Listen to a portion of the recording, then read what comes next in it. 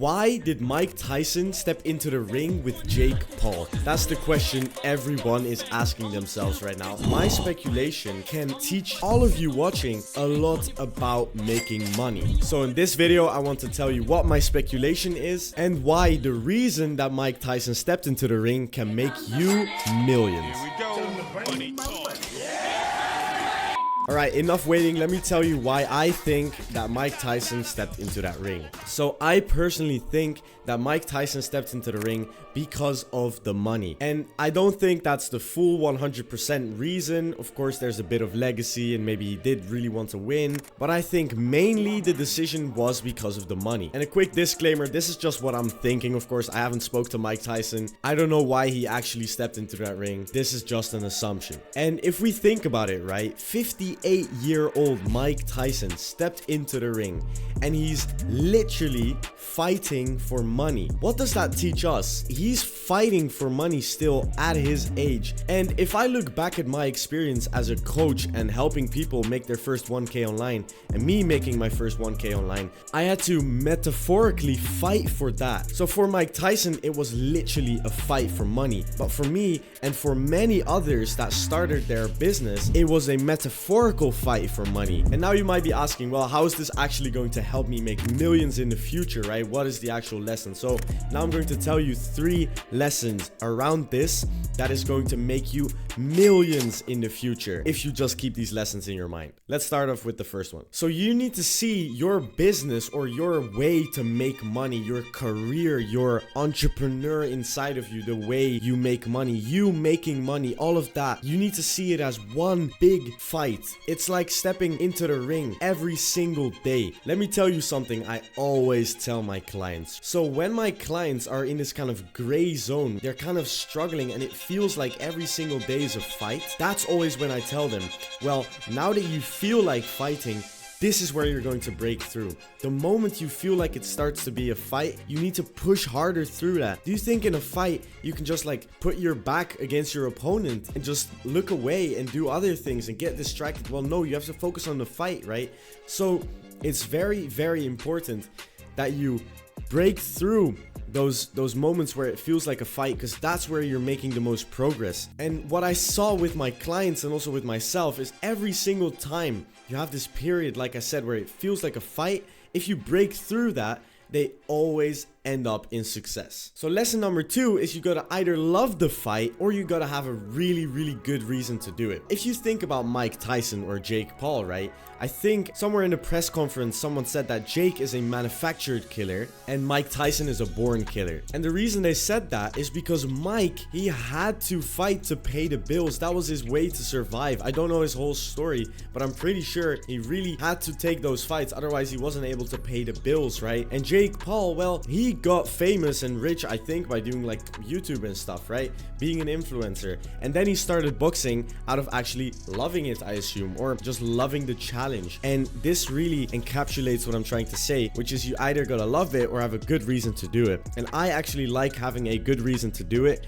in combination with loving it. I believe that is probably the best combination you can have if you love it and you have a really, really good reason to do it. Because loving it is going to give you that passion, but needing to do it, having a really good reason to do it, is going to give you that baseline where if your motivation dips, well, you have to still do it, right? You still have to make money really badly. So start digging in deep, start finding out your why, start finding out why you really want to do this, even if you already love the business that you're in or whatever. And if you haven't started a business yet, or you haven't started pursuing making a lot of money, well, then you have to find something that you either really, really love and you have a good reason to do it. And sometimes it's even good to just do something that you don't love, but you just have a really, really good reason to do it and it's going to bring you a lot. Like, for example, I always see people hating on jobs and 9 to 5 and whatever. I think it's the best thing in the beginning of your entrepreneurial journey to get a job. First of all, it's going to give you that nice little taste of what's going to come if you don't succeed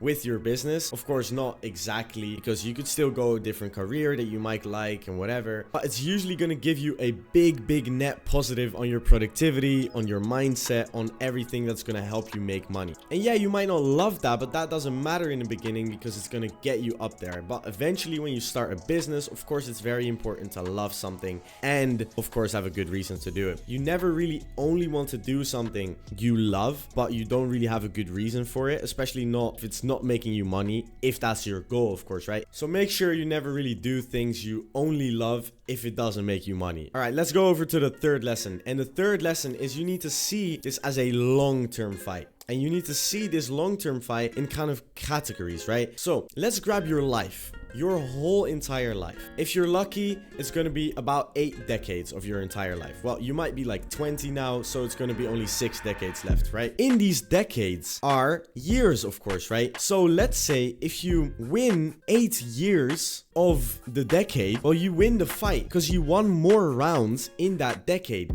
So then that means you win the decade. Even if you lost 2 years, right? Imagine that you can have lost 2 years, even 4 years technically, if you win 6 years, because then still you won more rounds, and in this case years of the decade.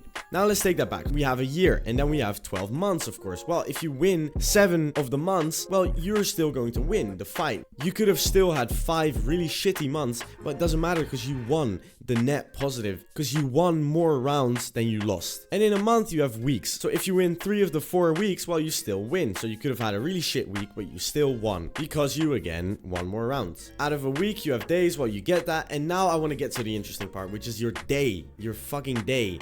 So think about this, right? We have let's say 12 hours in a day where we actually are able to, let's say, work, right? Well, out of those 12 hours, if you win more, then of course you're gonna win the rounds, right? But you want to absolutely try to dominate every single hour of your day, because that's gonna make up that decade eventually. That's gonna make up that year, and that's eventually going to make up that life. You have to see it in the short term, but also in the long term. In the short term is right now, and we can go even worse than that. We can go to hours. You have 60 minutes. How many of those minutes are you going to win? Are you going to win more minutes than you lost this hour? Because this hour, if you win this round, if the round was an hour in this case, well, if you win more of those minutes, win the hours, and if you win the hours, you win the days, and if you win the days, you win the weeks. If you win the weeks, then you win the months. If you win the months, you win the years. If you win the years, you win the decades. If you win the decades, you win at life. So that was the 3 lessons. Now get aggressive and start winning the rounds in life.